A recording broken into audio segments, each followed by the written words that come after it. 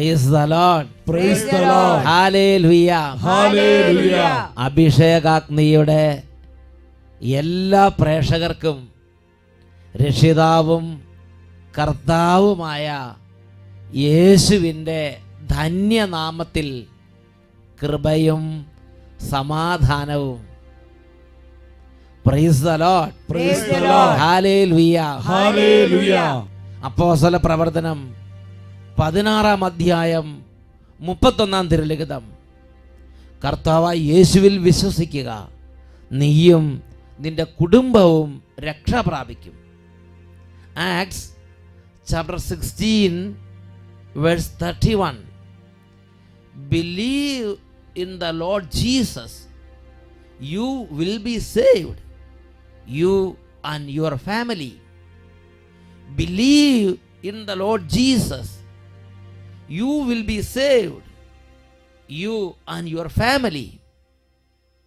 പ്രിയപ്പെട്ട ദൈവമക്കളെ, ഒരിക്കൽ പോലും ദൈവത്തെ വിളിക്കുകയോ പ്രാർത്ഥിക്കുകയൊന്നും ചെയ്യുന്നതിനെ കുറിച്ച് ബോധ്യമില്ലാതിരുന്ന, വിശ്വാസത്തിൽ നിന്ന് ഒത്തിരി അകന്നു പോയ ഒരു ദൈവ പൈതൽ ഒരു നാൾ യേശുവിനെ രക്ഷിതാവും കർത്താവുമായി സ്വീകരിച്ചൊരനുഭവം അവർ പങ്കുവെക്കുന്നുണ്ട്.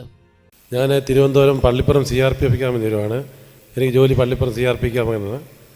ഞാൻ വലിയ ദൈവവിശ്വാസമൊന്നും ഇല്ലാത്ത വ്യക്തിയായിരുന്നു. എന്നാൽ എൻ്റെ പുറകെ അസുഖം കൂടി ഞാൻ മുടി തൊട്ട് നഖം വരെ, ഉച്ചി മുതൽ ഉള്ളംകാലെന്ന് പറയുന്ന പോലെ. അങ്ങനെ അസുഖത്തിൽ തുടർന്നിരിക്കുന്ന സമയത്ത് എൻ്റെ കുടുംബത്തിൽ 2 അറ്റാക്ക് നടന്ന് എൻ്റെ അപ്പച്ചനും ചേട്ടനും 2 വർഷത്തിനകം മരിച്ചു. Sudden death. അറ്റാക്ക് വന്നു, അപ്പച്ചന് പള്ളി വെച്ച് വന്നു, പള്ളി വെച്ച് തന്നെ മരിച്ചു. ചേട്ടൻ രാത്രി ഉറങ്ങി കിടന്നു, ഉറക്കത്തിൽ മരിച്ചു, രാവിലെ കിട്ടി. 3-ാമത്തെ വർഷം 8 മാസം കഴിഞ്ഞപ്പോൾ എനിക്കും വന്നു. ക്യാമ്പിൽ വെച്ച് തന്നെ വന്നു. ചായ കുടിച്ചുകൊണ്ടെന്ന് നെഞ്ചുവേദന വന്നു, ആശുപത്രി കൊണ്ടുപോയി. എനിക്ക് ബ്ലോക്കായ റൈറ്റ് ബണ്ടിൽ ബ്രാഞ്ച് ബ്ലോക്ക് എന്ന് പറയുന്നത് മെഡിക്കലിൽ. അതായത് ജന്മനാ ഉള്ള അസുഖമാണ്. ഡോക്ടർമാർ വിധി എഴുതി അതിന് ഓപ്പറേഷനും കാര്യങ്ങളും ആൻജിയോപ്ലാസ്റ്റൊക്കെ ചെയ്തു. പക്ഷേ എനിക്ക് 8 മാസം കഴിഞ്ഞപ്പോൾ പിന്നെയും തല കറങ്ങി താഴെ വീണ് നാക്ക് കുഴഞ്ഞ്. അപ്പം എന്നെ ശ്രീചിത്ര ഹോസ്പിറ്റലിൽ കൊണ്ടുപോയി. ശ്രീചിത്ര തിരുവനന്തപുരത്ത് എൻ്റെ പൂർണ്ണമായ എല്ലാ ടെസ്റ്റുകളും നടത്തി. പല ടെസ്റ്റുകളും നടത്തിയിട്ട് അവർക്ക് കണ്ടുപിടിക്കാൻ പറ്റിയില്ല. ലാസ്റ്റ് അവർ RMRI ചെയ്ത് അവരെൻ്റെ അസുഖം കണ്ടുപിടിച്ചു. റിലേഷൻ, അതായത് കുടുംബപരമായ അസുഖമാണെന്ന്, അത് പാരമ്പര്യ രോഗമാണെന്ന് അവർ കണ്ടുപിടിച്ചു. അപ്പച്ചനും ചേട്ടനും മരിച്ചിട്ട് 3 വർഷം ആയിട്ടില്ല. അപ്പം എൻ്റെ അസുഖത്തിൻ്റെ മെയിൻ കാരണം ജന്മനാ വന്ന ബ്ലോക്ക് ആയതുകൊണ്ട് അന്ന് തൊട്ട് ഹാർട്ടിന് നല്ലപോലെ ബ്ലഡ് കിട്ടാഞ്ഞതുകൊണ്ട് ഈ ഹാർട്ടിന് പവറില്ല. അതാണ് എൻ്റെ അസുഖം, ഹാർട്ടിന് പവറില്ല. അതിനവർ ചെക്കപ്പ് നടത്തി 65,000 രൂപ ടെസ്റ്റ് നടത്തിയപ്പം ഇലക്ട്രോണിക് പേസ് മേക്കർ വെക്കാൻ അവർ ഡീറ്റെയിൽ ചെയ്തു. അപ്പോൾ എൻ്റെ 14 ലക്ഷം രൂപ ഇതിന് ചിലവാകും, ഇലക്ട്രോണിക് പേസ് മേക്കറിന്. അങ്ങനെ ഞാൻ നീട്ടിക്കൊണ്ട് പോകും, ഓരോ കാരണം പറഞ്ഞ് വീട്ടുകാർ നിർബന്ധിക്കുന്നുണ്ട് വെക്കുന്നത്. അപ്പോൾ തൊട്ട് എനിക്ക് കുറച്ച് ദൈവത്തിൽ വിശ്വാസവും പ്രാർത്ഥനയും കാര്യങ്ങളൊക്കെ തുടങ്ങി. അങ്ങനെ ഞങ്ങളുടെ ഇടവ പള്ളിയിലും ദാനിയൽ ഫോണിലെ അച്ഛൻ്റെ ധ്യാനമുണ്ട്, ഞാൻ അതിനൊക്കെ പങ്കെടുക്കും. അങ്ങനെ സമയത്താണ് അഭിഷേകാഗ്നി കൺവെൻഷൻ 2014 ജനുവരിയിൽ തിരുവനന്തപുരം അനന്തപുരി അഭിഷേകാഗ്നി കൺവെൻഷൻ അല്ലേ, ബഹുമാനോട് വട്ടായിലച്ചൻ നടത്തിയ ആ സമയത്താണ്. വലിയ വിശ്വാസമൊന്നുമില്ലെങ്കിലും രോഗങ്ങളൊക്കെ പിടികൂടിയപ്പോൾ പിന്നെ രക്ഷയില്ലാതായി. അങ്ങനെ നിർബന്ധത്തിന് വഴങ്ങി അഭിഷേകാഗ്നി കൺവെൻഷൻ അദ്ദേഹം പോയി. ഞാൻ ലീവ് എടുത്ത് 5 ദിവസം ബന്ധപ്പെട്ടു. ഏറ്റവും മുന്നേ തന്നെ നേരത്തെ വന്ന് സീറ്റ് പിടിച്ചിട്ടു. അച്ഛൻ പറയുന്ന ഓരോ കാര്യങ്ങളും കേട്ടു. അന്ന് ഇവിടെ എഴുതിയിരുന്നൊരു വാചകമുണ്ട്, കർത്താവായ യേശു ക്രിസ്തുവിൽ വിശ്വസിക്കുക, എന്നാൽ നീ നിൻ്റെ കുടുംബവും രക്ഷ പ്രാപിക്കും. ഞാനതിൽ പൂർണ്ണമായി വിശ്വസിച്ചു പ്രാർത്ഥിച്ചു.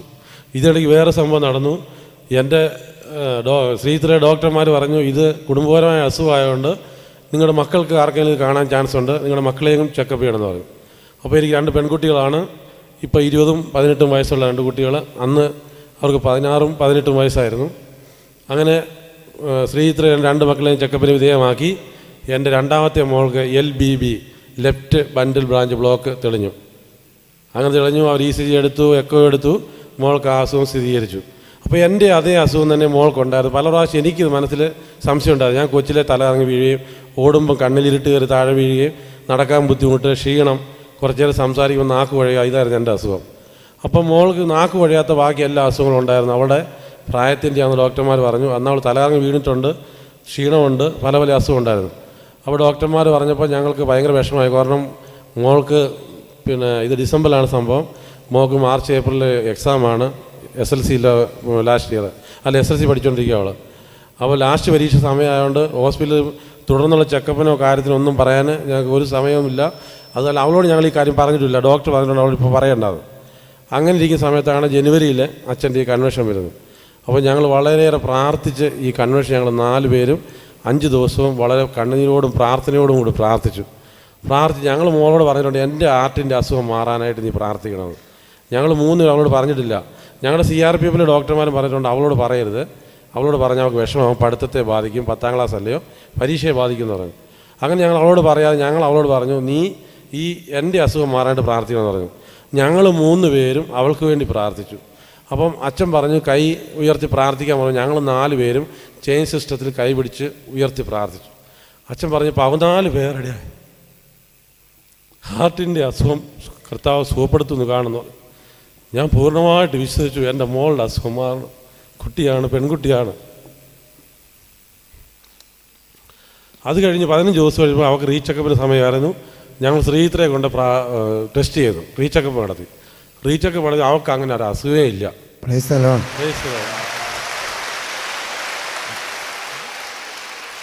ആ കുട്ടിക്ക് അങ്ങനെ ഒരു അസുഖമില്ല. പ്രിയപ്പെട്ട സഹോദരങ്ങളെ, പാരമ്പര്യ രോഗമാണ്. ആ കുട്ടിക്ക് ആ രോഗം ഉണ്ടെന്ന് സ്ഥിരീകരിച്ച് ആ 5 ദിവസങ്ങളിലും ഒരു വിശ്വാസത്തോടുകൂടി കുടുംബസമേതം പ്രാർത്ഥിച്ചു. രണ്ടാമത് പോയി റീടെസ്റ്റ് ചെയ്യുമ്പം അതേ ഹോസ്പിറ്റലിൽ പറയാണ് ആ കുട്ടിക്ക് അങ്ങനെ അസുഖമില്ല. അപ്പോൾ തൃശ്ശൂരുകാരൊരു ഡോക്ടറായിരുന്നു എന്നെ നോക്കുന്നത്. ആ ഡോക്ടർ തന്നെ മോളെ നോക്കി.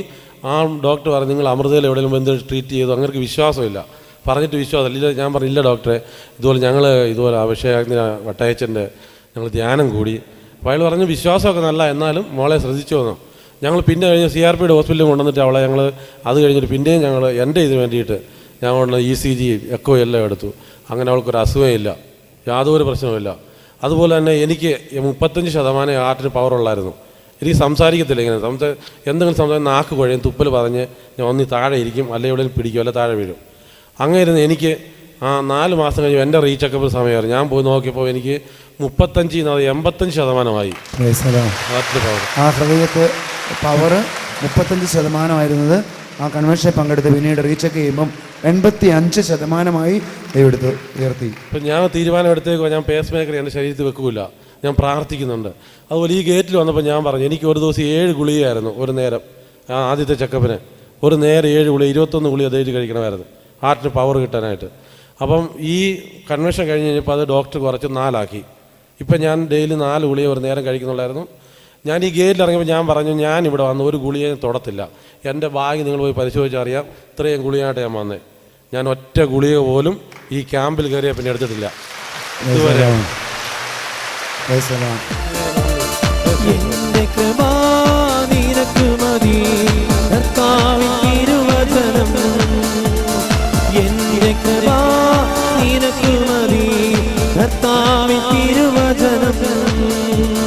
അനശ്വരമായ ഭജനമതി അതിശയമായി നടത്തിയിടുന്നു. അനശ്വരമായ ഭജനമതി അതിശയമായി നടത്തിയിടുന്നു. കൃപയാലേ കൃപയാലേ കൃപയാലനുദിനവും കൃപയാലേ കൃപയാലേ കൃപയാലനുദിനവും. Praise the Lord. Praise the Lord. Hallelujah. Hallelujah. എത്രയോ വലിയ ഒരു അത്ഭുതമാണ് യേശുവിൻ്റെ നാമത്തെ മഹത്വപ്പെടുത്താൻ പിതാവായ ദൈവം ഈ ഭവനത്തിൽ, ഈ കുടുംബത്തിൽ ചെയ്തത്. ആ കുടുംബം മുഴുവനും അഭിഷേകം പ്രാപിച്ചു. പ്രിയപ്പെട്ട സഹോദരങ്ങളെ, ഇന്ന് നമ്മൾ ചിന്തിക്കാൻ പോകുന്നത് യേശുവിൽ വിശ്വസിക്കുമ്പോൾ ഒരു കുടുംബത്തിന് ലഭിക്കുന്ന 5 മണ്ഡലങ്ങളിലുള്ള വിടുതലിനെ കുറിച്ചാണ്. ഒരു വ്യക്തി, അത് ഏത് വിശ്വാസത്തിൽപ്പെട്ടവനായാലും, നിരീശ്വരനാകട്ടെ, ദൈവത്തെ ചെറുപ്പം തൊട്ട് പ്രാർത്ഥിക്കാതെ നടക്കുന്നൊരു വ്യക്തിയാകട്ടെ, ഏതെങ്കിലും മറ്റ് മതങ്ങളിൽ വിശ്വസിക്കുന്നവരാകട്ടെ, പാപിയാകട്ടെ, വിശുദ്ധനാകട്ടെ, ആരും ആകട്ടെ, കുട്ടിയാകട്ടെ, മുതിർന്നവനാകട്ടെ, തൻ്റെ ജീവിതകാലത്ത് യേശുവിനെ കുറിച്ച് കേട്ട് യേശുവേ ഞാൻ അങ്ങയിൽ വിശ്വസിക്കുന്നു, അങ്ങയെ എൻ്റെ ജീവിതത്തിൻ്റെ രക്ഷിതാവും കർത്താവുമായി ഞാൻ സ്വീകരിക്കുന്നത് പറഞ്ഞ് യേശു ക്രിസ്തുവിനെ സ്വീകരിക്കുകയും ആ വിശ്വാസം അതരങ്ങൾ കൊണ്ട് ഏറ്റുപറയുകയും ചെയ്താൽ 5 മണ്ഡലങ്ങളിൽ നിന്ന് അത്ഭുതകരമായ വിടുതൽ കർത്താവ് ആ ദൈവ പൈതലിന് നൽകും. ഒന്നാമത്തെ മണ്ഡലമാണ് ആ വ്യക്തിയുടെ പാപത്തിൻ്റെ മണ്ഡലങ്ങളിൽ നിന്ന് കർത്താവ് വിടുവിക്കും. പത്രോസ് എഴുതിയ 1-ാം ലേഖനത്തിൽ 2-ാം അധ്യായം 24-ാം തിരുലിഖിതം, 1 Peter chapter 2 verse 24, അവൻ നമ്മുടെ പാപങ്ങൾ സ്വന്തം ശരീരത്തിൽ വഹിച്ചുകൊണ്ട് കുരിശിലേക്ക് കയറി. അത് നാം പാപത്തിന് മരിച്ച് നീതിക്കായി ജീവിക്കേണ്ടതിനാണ്. അവൻ്റെ മുറിവിനാൽ നിങ്ങൾ സൗഖ്യമുള്ളവരാക്കപ്പെട്ടിരിക്കുന്നു. അവൻ നമ്മുടെ പാപങ്ങൾ സ്വന്തം ശരീരത്തിൽ വഹിച്ചുകൊണ്ട് കുരിശിലേക്ക് കയറി. അവൻ നമ്മുടെ പാപങ്ങൾ അവൻ്റെ ശരീരത്തിൽ ഏറ്റെടുത്തു. ഇത് ഒരു വ്യക്തി തൻ്റെ ജീവിതകാലത്ത് കേട്ട് ക്രൂശിതനായ യേശുവെ നോക്കി, എൻ്റെ യേശുവേ, അങ്ങ് എൻ്റെ പാപങ്ങൾ ഏറ്റെടുത്തു. അങ്ങയുടെ കുരിശ് മരണത്താൽ എൻ്റെ സർവ്വ പാപങ്ങളിൽ എനിക്ക് വിടുതൽ വേണം, എനിക്ക് പാപമോചനം വേണം. അനുദപിച്ച് യേശുവിനെ ഹൃദയം കൊണ്ട് ആരാധിച്ച് കുമ്പസാരക്കൂട്ടിലേക്ക് ചെന്ന് അല്ലെങ്കിൽ മാമോദിസ സ്വീകരിച്ച് പാപമോചനത്തിന് വേണ്ടി ഹൃദയം തുറന്നാൽ ആ വ്യക്തിയുടെ സർവ്വ പാപങ്ങളും ഈ ലോകത്തിൽ നിന്നും വരാനിരിക്കുന്ന ലോകത്തിൽ നിന്നും എന്നേക്കുമായി മായ്ക്കപ്പെടുമെന്ന് ദൈവത്തിൻ്റെ വചനം വ്യക്തമായി വെളിപ്പെടുത്തുകയാണ്.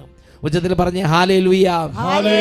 കൊളോസ്സസ് ലേഖനം 2-ാം അധ്യായം 13-ാം തിരുലിഖിതം ഈ ഒരു കാര്യം ദൈവമക്കളെ പഠിപ്പിക്കുന്നുണ്ട്. കൊളോസിയൻസ് ചാപ്റ്റർ 2 വേഴ്സ് 13, നാം പാപങ്ങൾ നിമിത്തം മൃതരും ദുർവാസനകളുടെ പരിച്ഛേദനം സ്വീകരിക്കാത്തവരുമായിരുന്നു. എന്നാൽ ദൈവം നമ്മെ അവനോടുകൂടെ ജീവിപ്പിക്കുകയും നമ്മുടെ എല്ലാ പാപങ്ങളും ക്ഷമിക്കുകയും ചെയ്തു. നമ്മുടെ ഏതെങ്കിലും കുറേ പാപങ്ങൾ എന്നുള്ളതല്ല, ചില പാപങ്ങൾ എന്നുള്ളതല്ല, നമ്മുടെ സർവ്വ പാപങ്ങളും യേശുവിൻ്റെ കുരിശു മരണത്തിൻ്റെ യോഗ്യതയാൽ ക്ഷമിക്കപ്പെട്ടിരിക്കുന്നു. ഞാനത് മനസ്സിലാക്കി മാമോദിസ സ്വീകരിച്ചവരാണെങ്കിൽ കുമ്പസാരം സ്വീകരിച്ച് പാപമോചനത്തിന് വേണ്ടി അധ്വാനിച്ചാൽ യേശു ക്രിസ്തുവിൻ്റെ നാമത്തിൽ യേശുവിൻ്റെ കുരിശു മരണത്തിൻ്റെ യോഗ്യതയാൽ സർവ്വ പാപങ്ങൾക്കും സമ്പൂർണമായ പാപക്ഷമ ദൈവം പ്രഖ്യാപിച്ചിരിക്കുന്നു. ഒന്ന് ഉച്ചത്തിൽ പറഞ്ഞേ ഹല്ലേലൂയ. യേശുവിൽ വിശ്വസിക്കുന്ന ഒരു വ്യക്തിക്ക് ലഭിക്കുന്ന 2-ാമത്തെ വിടുതലാണ് രോഗകാര്യങ്ങളിലുള്ള വിടുതൽ. രോഗത്തിൻ്റെ മേൽ അധികാരമുള്ള നാമമാണ് യേശു എന്ന നാമം. വിശുദ്ധ മത്തായിയുടെ സുവിശേഷം 8-ാം അധ്യായം 14-ാം തിരുലിഖിതം, അവൻ നമ്മുടെ രോഗങ്ങൾ വഹിക്കുകയും ബലഹീനതകൾ ഏറ്റെടുക്കുകയും ചെയ്തുവെന്ന് യേശയ്യ പ്രവചിച്ചത് അങ്ങനെ നിറവേറി. യേശുവിനെ കുറിച്ചുള്ള പ്രവചനങ്ങളിൽ വലിയൊരു പ്രവചനമാണ് യേശയ്യായുടെ പ്രവചനം. യേശുവിനെ കുറിച്ച് പ്രവചിച്ചിരിക്കുന്നത് എങ്ങനെയാണ്? അവൻ രോഗങ്ങൾ ഏറ്റെടുക്കുന്നവനാണ്, അവൻ ബലഹീനതകൾ ഏറ്റെടുക്കുന്നവനാണ്. മദ്യപാനം എന്ന ബലഹീനതയുണ്ടോ? സ്വയംഭോഗം എന്ന ബലഹീനതയുണ്ടോ? നുണ പറയുന്ന ബലഹീനതയുണ്ടോ? പെട്ടെന്ന് കോപം വരുന്ന എന്താണോ ഒരു മനുഷ്യൻ്റെ ബലഹീനത, എന്താണോ രോഗം, അത് പക്ഷേ ഹാർട്ടിൻ്റെ രോഗമായിരിക്കാം, ക്യാൻസർ ആയിരിക്കാം, എന്തുമാകട്ടെ, അവൻ രോഗങ്ങൾ ഏറ്റെടുക്കുന്നവനാണ്, അവൻ ബലഹീനതകൾ ഏറ്റെടുക്കുന്നവനാണ്.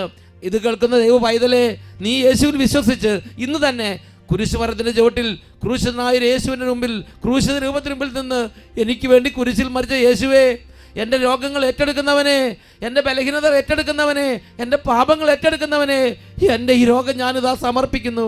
യേശുവിൻ്റെ നാമത്തിൽ എൻ്റെ രോഗം വിട്ടുപോകട്ടെ. ഇങ്ങനെ നിങ്ങൾ ആവർത്തിച്ച് പ്രാർത്ഥിക്കുക. യേശുവിൻ്റെ നാമത്തിൽ രോഗത്തിൻ്റെ കെട്ടുകൾ അഴിയും. യേശുവിൻ്റെ നാമത്തിൽ ബലഹീനത കെട്ടുകൾ അഴിയും. നീ ഒരു പുതിയ മനുഷ്യനായി മാറും. നിനക്കൊരു പുതിയ ഹൃദയം കിട്ടും. നിനക്കൊരു പുതിയ അവസ്ഥയുണ്ടാവും. ഇത് ദൈവവചന പ്രബോധനമാണ്. ഇത് ദൈവവചന വെളിപ്പെടുത്തലാണ്. ഒന്ന് ഉച്ചത്തിൽ പറഞ്ഞേ ഹല്ലേലൂയ. ഒരു വ്യക്തിക്ക് യേശു ക്രിസ്തുവിൽ വിശ്വസിക്കുമ്പോൾ ലഭിക്കുന്ന 3-ാമത്തെ വിടുതലാണ് അവൻ്റെ ജീവിതത്തിലെ സർവ്വ ശാപങ്ങളിൽ നിന്ന് യേശു ക്രിസ്തു അവനെ വിടുവിക്കും. ഗലാത്യ ലേഖനം 3-ാം അധ്യായം 13-ാം തിരുലിഖിതം, ഗലേഷ്യൻസ് ചാപ്റ്റർ 3 വേഴ്സ് 13, അവിടെ നമ്മൾ വായിക്കുന്നത് എങ്ങനെയാണ്? ക്രിസ്തു നമ്മെ പ്രതി ശപിക്കപ്പെട്ടവനായി തീർന്നുകൊണ്ട് നിയമത്തിൻ്റെ ശാപത്തിൽ നിന്ന് നമ്മെ രക്ഷിച്ചു. എന്തെന്നാൽ മരത്തിൽ തൂക്കപ്പെടുന്നവൻ ശപിക്കപ്പെട്ടവനാണ് എന്ന് എഴുതപ്പെട്ടിരിക്കുന്നു. യേശു ക്രിസ്തു കുരിശിൽ കിടക്കുമ്പോൾ ഒരു ശപിക്കപ്പെട്ട വ്യക്തിയെ പോലെയാണ് കുരിശിൽ കിടക്കുന്നത്. കാരണം മരത്തിൽ തൂക്കപ്പെടുന്നവൻ ശപിക്കപ്പെട്ടവൻ എന്ന് എഴുതപ്പെട്ടിരിക്കുന്നു. എന്താണ് യേശു ഇങ്ങനെ ശപിക്കപ്പെട്ടവനെ പോലെ കുരിശിൽ കിടക്കാൻ കാരണം? പ്രിയപ്പെട്ട സഹോദരങ്ങളെ, യേശുവിൻ്റെ ജീവിതത്തിൽ എന്തെങ്കിലും ശാപങ്ങൾ ഉണ്ടായിരുന്നുകൊണ്ടല്ല, മറിച്ച് നമ്മുടെ മുഴുവൻ ശാപങ്ങളും യേശു തൻ്റെ സ്വന്തം ശരീരത്തിൽ ഏറ്റെടുത്തു. എൻ്റെ പാപങ്ങൾ ഏറ്റെടുത്തതുപോലെ തന്നെയുള്ള വലിയൊരു യാഥാർത്ഥ്യമാണ് എൻ്റെ മുഴുവൻ ശാപങ്ങളും എൻ്റെ യേശു ഏറ്റെടുത്തു. എൻ്റെ രോഗങ്ങൾ എൻ്റെ യേശു ഏറ്റെടുത്തു. ഇത് ഞാനും നിങ്ങൾ വിശ്വസിക്കണം. ദൈവത്തിൻ്റെ വചനം വ്യക്തമായി ഗലാത്യ ലേഖനം 3-ാം അധ്യായം 13-ാം വാക്യത്തിൽ പഠിപ്പിക്കുകയാണ്, ക്രിസ്തു നമ്മെ പ്രതി ശപിക്കപ്പെട്ടവനായി തീർന്നുകൊണ്ട് നമ്മെ ശാപത്തിൽ നിന്ന് രക്ഷിച്ചു. എന്തെന്നാൽ മരത്തിൽ തൂക്കപ്പെട്ടവൻ ശപിക്കപ്പെട്ടവൻ എന്ന് എഴുതപ്പെട്ടിരിക്കുന്നു. ഒന്ന് ഉച്ചത്തിൽ പറഞ്ഞേ ഹല്ലേലൂയ, ഹല്ലേലൂയ.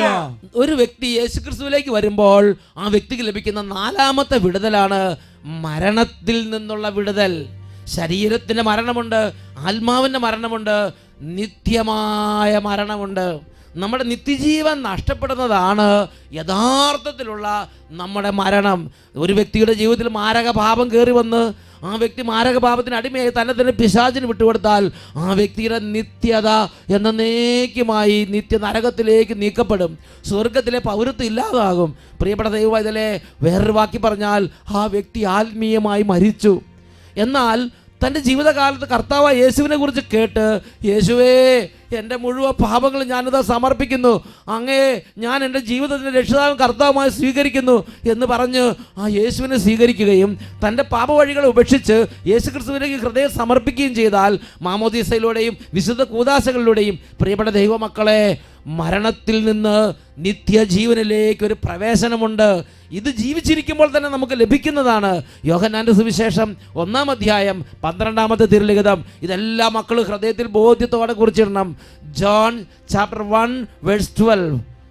തന്നെ സ്വീകരിച്ചവർക്കെല്ലാം, തൻ്റെ നാമത്തിൽ വിശ്വസിക്കുന്നവർക്കെല്ലാം ദൈവ മക്കളാകാൻ അവൻ കഴിവ് നൽകി.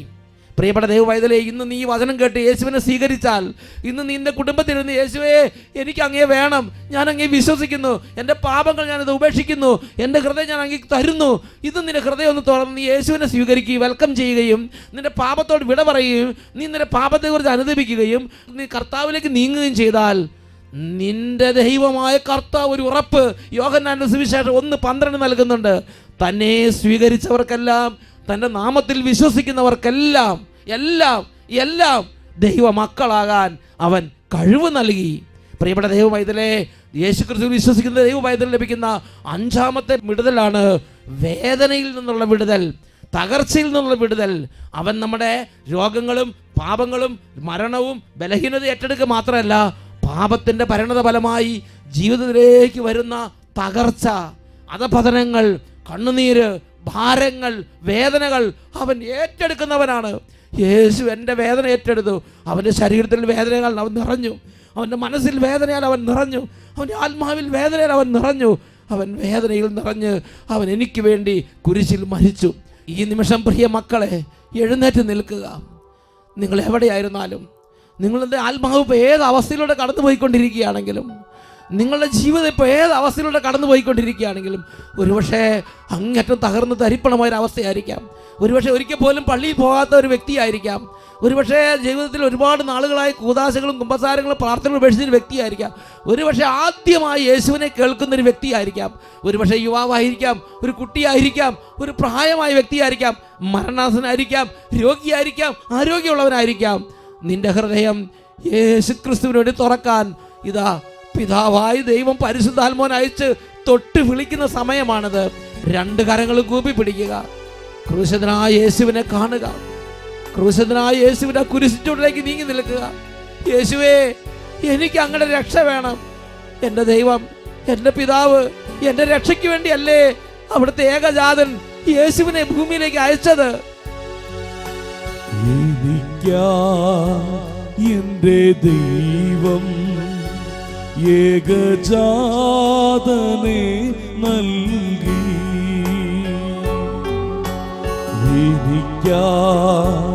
എൻ്റെ ഈശോ പരിഹാര ബലിയായി.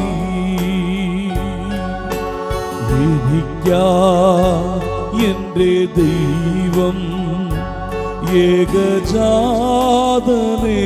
നൽകി. എനിക്കാ എൻ്റെ ഈശോ പരിഹാര ബലിയായി. മനുഷ്യനു വേണ്ടി ക്രൂശിന്റെ മാറിൽ പാപിയെ പോലെ പിടഞ്ഞവനേ, ദൈവ സ്വഭാവം സ്നേഹമാണെന്ന് ലോകസമക്ഷം തെളിയിച്ചു നീ. മനുഷ്യനു വേണ്ടി ക്രൂശിന്റെ മാറിൽ പാപിയെ പോലെ പിടഞ്ഞവനേ, ദൈവ സ്വഭാവം സ്നേഹമാണെന്ന് ലോകസമക്ഷം തെളിയിച്ചു നീ. എനിക്കാ എൻ്റെ ദൈവം ഏകജാതനെ നൽകി. എനിക്കാ എൻ്റെ ഈശോ പരിഹാര ബലിയായി. രണ്ട് കരങ്ങളും സ്വർഗത്തിലേക്ക് ഉയർത്തി ഈ സമയം കർത്താവിൻ്റെ മുമ്പിൽ ഹൃദയം നുറുങ്ങി നിലവിളിച്ച് പ്രാർത്ഥിക്കാം. എൻ്റെ യേശുവേ, എൻ്റെ ജീവിതത്തിലേക്ക് വരണമേ. എനിക്ക് വേണ്ടി കുരിശിൽ മരിച്ചവനേ, എൻ്റെ രക്ഷിതാവേ, എൻ്റെ പാപങ്ങൾ ഏറ്റെടുത്തവനേ, എൻ്റെ ശാപങ്ങൾ ഏറ്റെടുത്തവനേ, എൻ്റെ രോഗങ്ങൾ ഏറ്റെടുത്തവനേ, എൻ്റെ മരണം ഏറ്റെടുത്തവനേ, എൻ്റെ പാപങ്ങളിൽ നിന്ന് പരിപൂർണ വിശുദ്ധി നൽകാൻ വേണ്ടി എനിക്ക് വേണ്ടി രക്തം ചിന്തി കുരിശിൽ മരിച്ചവനെ കരങ്ങൾ ഉയർത്തി ഉറക്കെ സ്തുതിക്കുന്നു. ഹല്ലേലൂയ, ഹല്ലേലൂയ. യേശുവേ, യേശുവേ, യേശുവേ, യേശുവേ, യേശുവേ, യേശുവേ, യേശുവേ, എനിക്ക് വേണ്ടി രക്തം ചിന്തിയവനെ, എനിക്ക് വേണ്ടി കുരിശിൽ മരിച്ചവനെ. ഹല്ലേലൂയ, ഹല്ലേലൂയ. യേശുവേ, നഗ്നനായി തീർന്നതും ഞാൻ പാപബന്ധം പേടിയാ. നിന്ദനമേറ്റതും നഗ്നനായി തീർന്നതും ഞാൻ പാപബന്ധം പേടിയാ. ദ്രോഹം പൊറുത്തതും കേണു പ്രാർത്ഥിച്ചതും ഞാൻ അനുതാപിയ തീരാ. ദ്രോഹം പൊറുത്തതും കേണു പ്രാർത്ഥിച്ചതും ഞാൻ അനുതാപിയ തീരാ. എനിക്കാ എൻ്റെ ദൈവം ഏകജാതനെ നൽകി.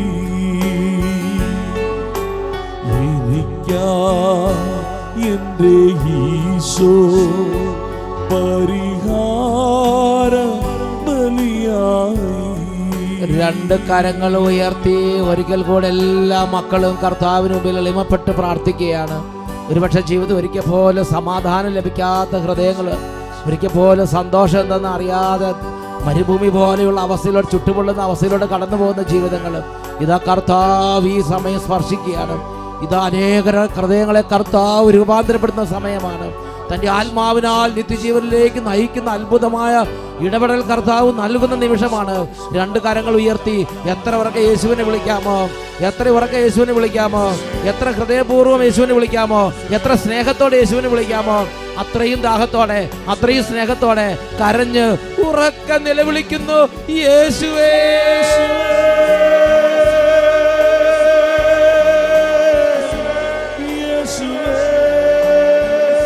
എനിക്ക് വേണ്ടി കുരിശിൽ മരിച്ചവനെ, യേശുവേ, യേശുവേ, യേശുവേ, യേശുവേ, യേശുവേ, യേശുവേ, യേശുവേ, യേശുവേ.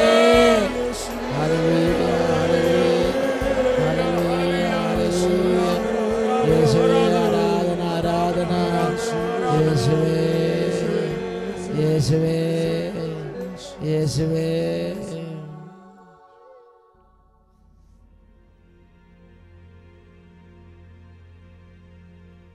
അപ്പോസ്തല പ്രവർത്തനം 16 അധ്യായം 31 തിരുലിഖിതം. കർത്താവായ യേശുവിൽ വിശ്വസിക്കുക, നീയും നിന്റെ കുടുംബവും രക്ഷ പ്രാപിക്കും. Acts chapter 16 verse 31. Believe in the Lord Jesus, you will be saved, you and your family. Praise the Lord. Praise the Lord. Hallelujah. Hallelujah.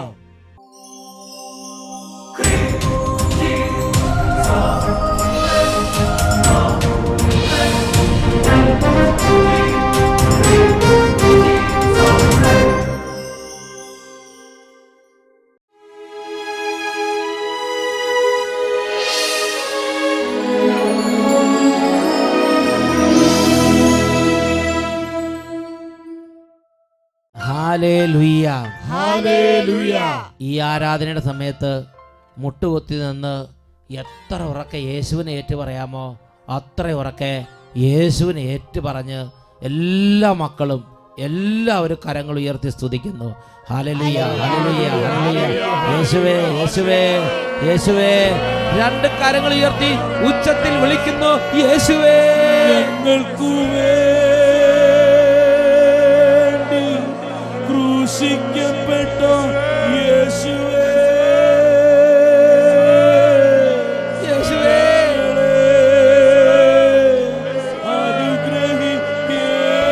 അനുഗ്രഹിക്കണമേ. ഞങ്ങൾക്കു വേണ്ടി ക്രൂശിക്കപ്പെട്ട യേശുവേ,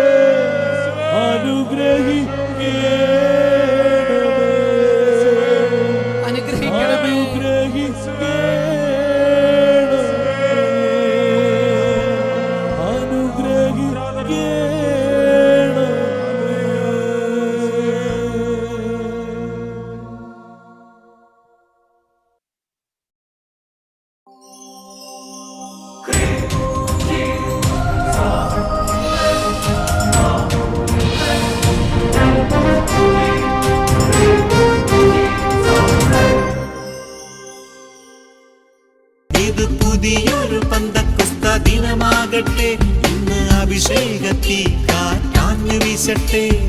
പുതുശക്തിയായി പുത്തനുണർവായി അഭിഷേകാഗ്നിയാൽ പൂരിതരാകട്ടെ. പുതുശക്തിയായി